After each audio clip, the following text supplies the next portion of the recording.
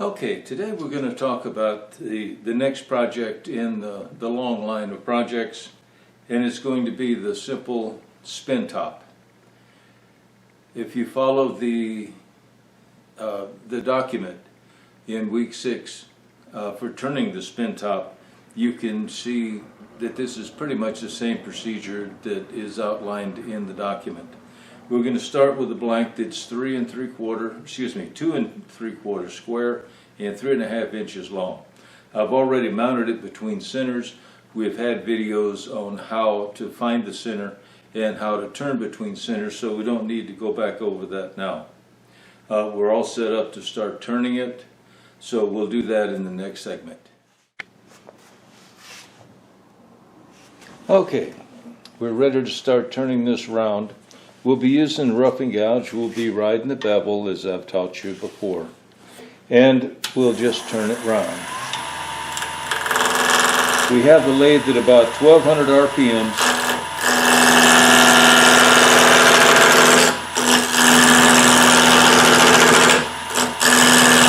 We need to turn this to a diameter of about 2.5 inches.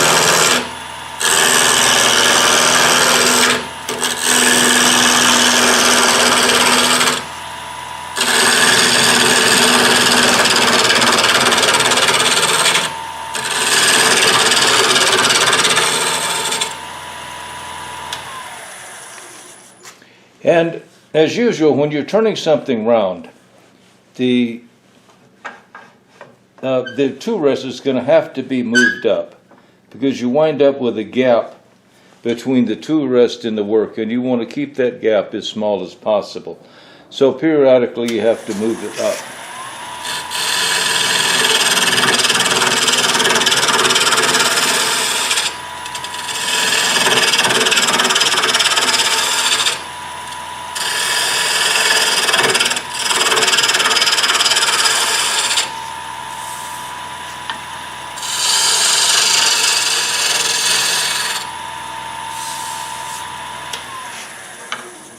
And now we'll check that diameter. And we're 2 5/8, so we've got about 1/8 of an inch more to go.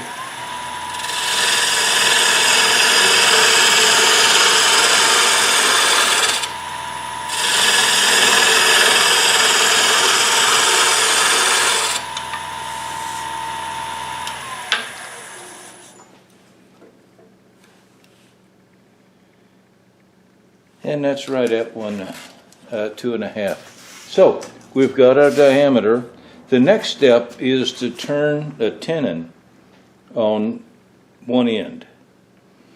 We need about a 3/8 inch wide tenon, and it needs to be set so it's going to fit the chuck that you're going to be using when you do the remainder of the turning. Now for my chuck, that would be about 1 5/8 of an inch. So I'm going to turn this to about 1 3/4 just to make sure I'm a little bit oversized. I'll use the parting tool to do that.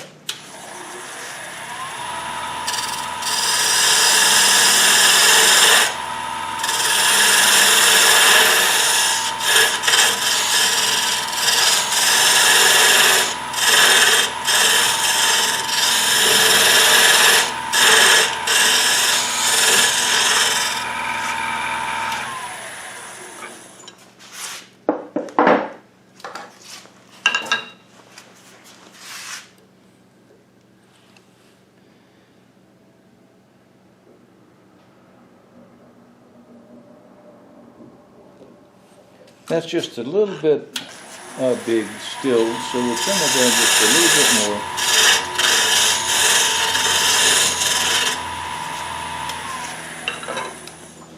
And that would give us what we need to put the tenon in the chuck.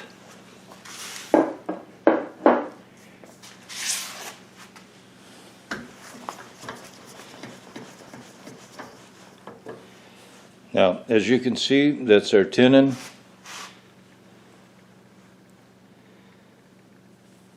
It's 3/8 of an inch in depth, and it's about 1 3/4 inches in diameter.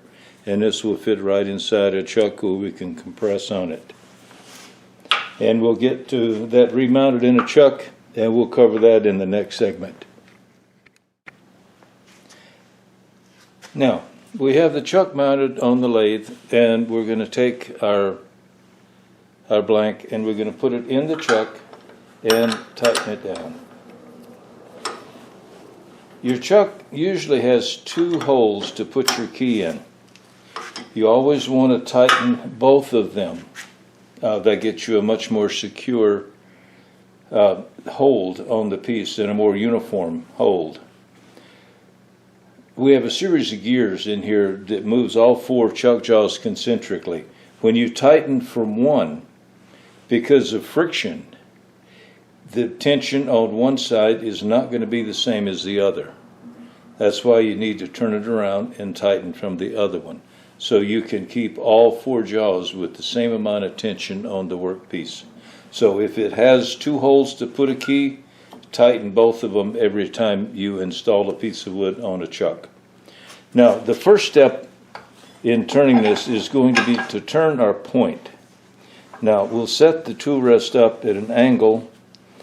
We have a hole in the center from the live center, so we're going to have to take that completely out and get that out of our way. We'll use a bowl gouge to do that. And again, you use your index finger. And because we have the tool rest set at an angle, we will be able to just walk that down toward the center.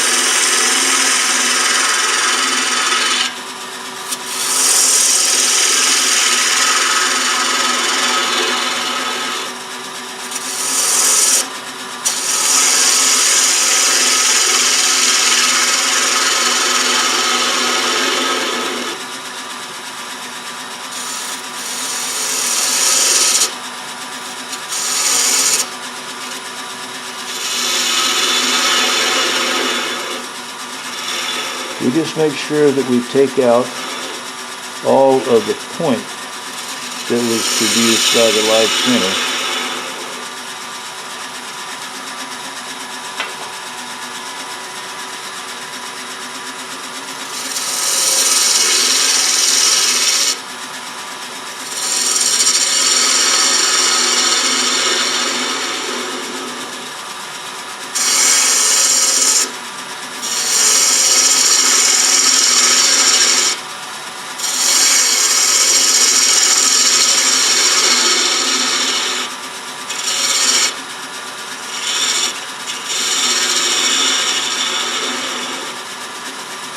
And then we can use a full cut to clean everything up.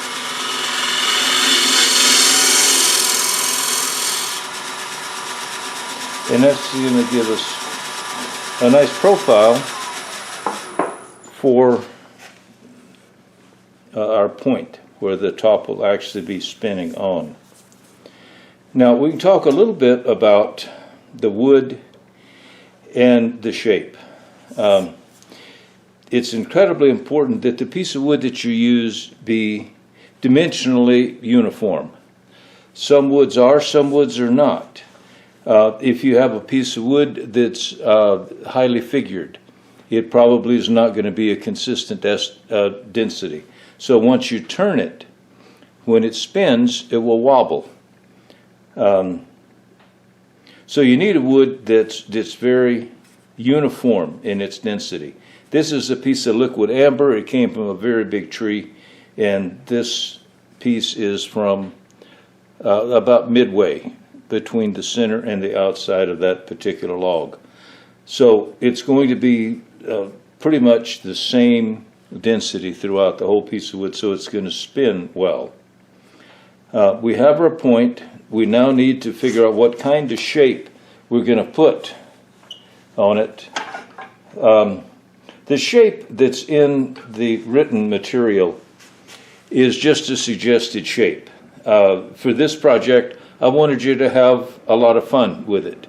It's a fairly simple project, and you could pick a dozen different shapes that you could put on this top. The one that I'm going to turn is just a suggestion. In the written material, it shows profiles for 3 or 4 other shapes that you could use, or you can come up with your own. Just have fun with it. It's a small piece of wood. You could probably turn 3 or 4 of them in an hour. Generally, it takes me, if I don't talk, about 15 minutes to turn a top. You don't want a large diameter. The more the top weighs, the more difficult it is to get it to spin. And since this is a finger top, that's all you have to spin it with is just your fingers. You're going to put it between 2 fingers and spin it.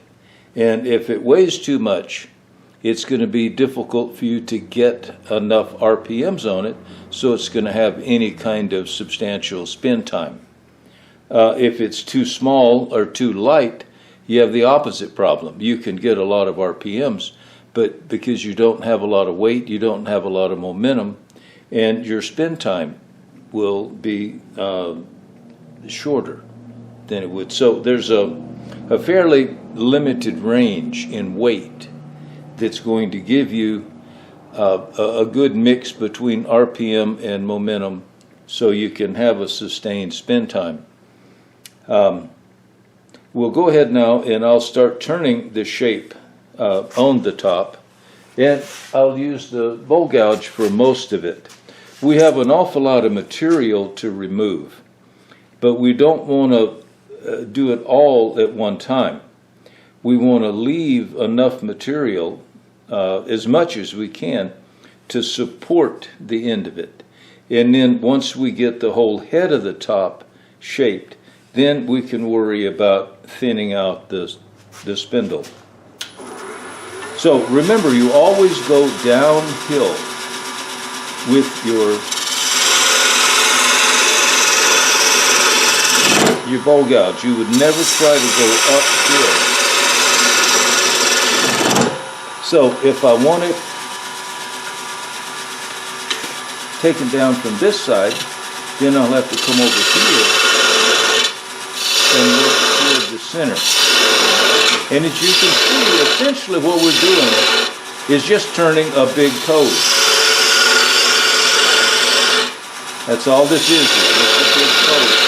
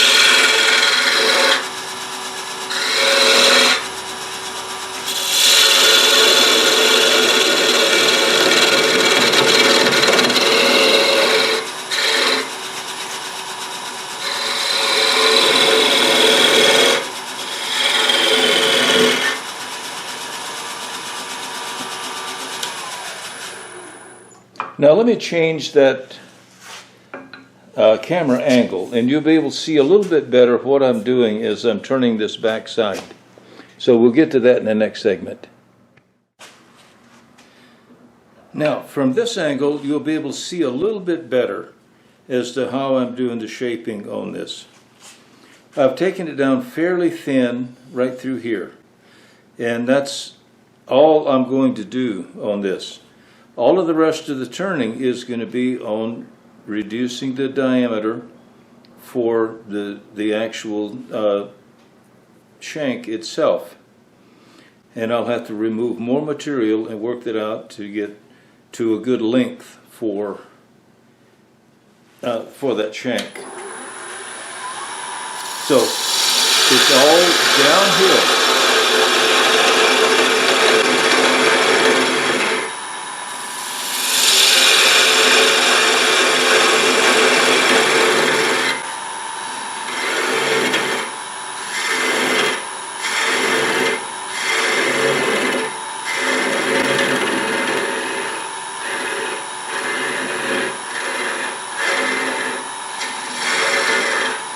What we want to wind up with here is about 1/8 of an inch in diameter.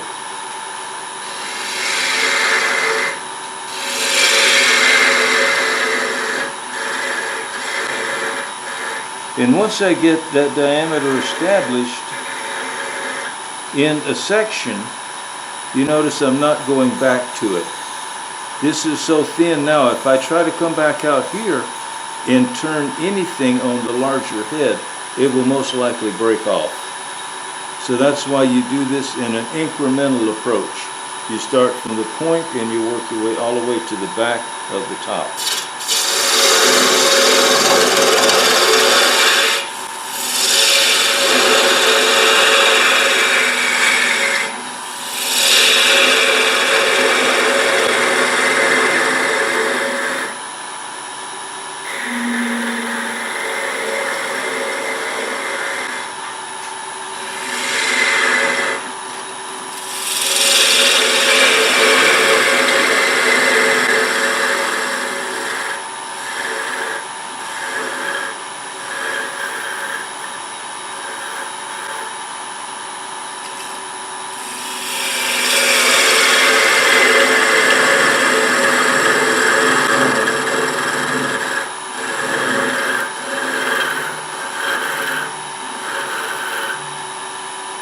Now, it's now long enough on the shank, so my next step is going to be to take the top completely off the lathe. I'm not going to sand it at all. The problem with sanding is it's very difficult to sand a great deal without changing the shape. It will become oval. It will not belong on, it won't be round. So if you put sandpaper on this a good bit, it's going to change the shape. It's going to lose its roundness, and it's going to go a little bit oval because you'll take off edge grain more than you do face grain. And we don't want to do that. So it's better to use your tools and get a good finish on it with the tools and not have to rely on sandpaper. So I'm going to take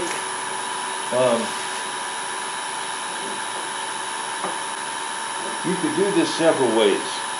You could actually do it with your parting tool, but your spindle gouge would probably be a better choice because it does better detail work. So you would actually start in and you make a cut. Then you can remove the material that's in your way. And you keep going with this. What we want to try to do is put a point on the end. Now once we get fairly close, we'll have to hold the top and do it with one hand.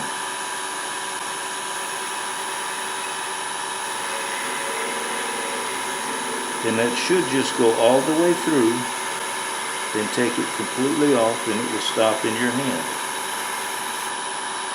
Like that. And now we have our spin top finished, and we'll have to see whether or not it spins. Okay, now this is the moment of truth. We're going to see. Now, as you can see, it spins. It doesn't wobble much because we had uniform density throughout. I didn't get a good spin on it, so it's going to start wobbling and stop pretty quick. Now as it wears down and stops spinning, a good spin top, finger top, will go for at least a minute. If you make your top and you get a really good spin on it and it goes for a minute or more, then you have a good top. If it spins less than a minute, it really isn't a keeper and you should probably try again.